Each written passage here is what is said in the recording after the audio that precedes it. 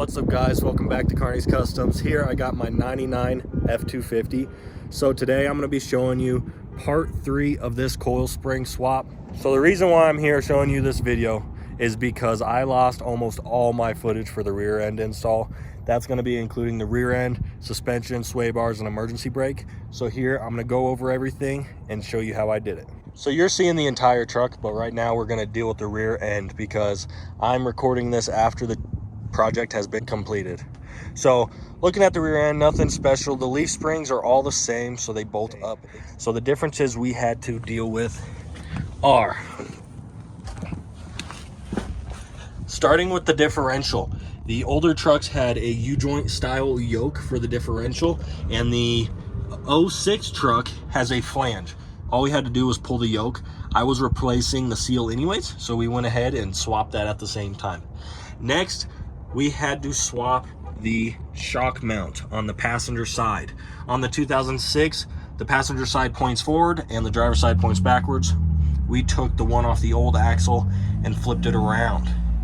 Now, the one thing I wanted to retain was the sway bars. Sway bars were quite easy because we did have factory holes for it. So on the passenger side, everything's the same. There's a bolt hole, so you just locate it there. The issue on the driver's side is that we have the fuel tank on the inside.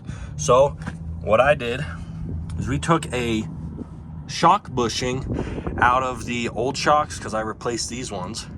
We took the shock bushing out, and then we took just another bolt that I had and ran it on the inside with one of those dog leg bolts that contact the frame. So that was the only thing we had to do there to get the driver's side to mount. Now I can through bolt it from the outside without needing to deal with a bolt coming from the inside of the frame, since we don't have any space. Now, another thing with this truck was the e-brake cables.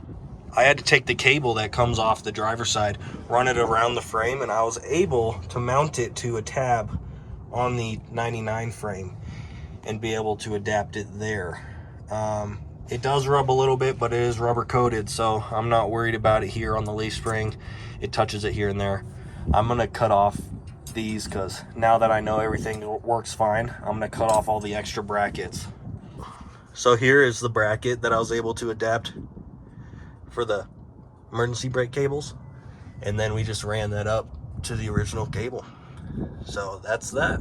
Now with the speedometer, a speedometer was a big deal with this truck. They're different from 2006 and 99. So the speed sensor on these trucks is right here up top. Now the only difference about them is the connector configuration.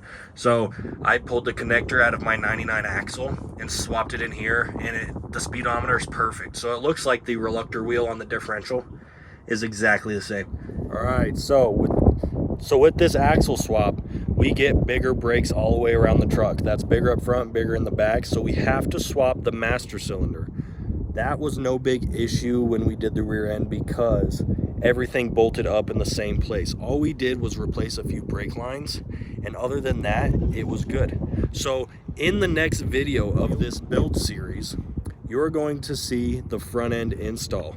That is where the most change to this truck is going to be, because we are mounting up radius arm suspension with coils. Now, the most difficult part about it was getting all the brackets to work. So you'll be seeing suspension, steering, the power steering, and all the brake lines. Because none of the brake lines are the same on the old truck as they are to the new truck, we had to replumb the front end to make that work. So check out the next video, enjoy, and I hope you guys have a nice day.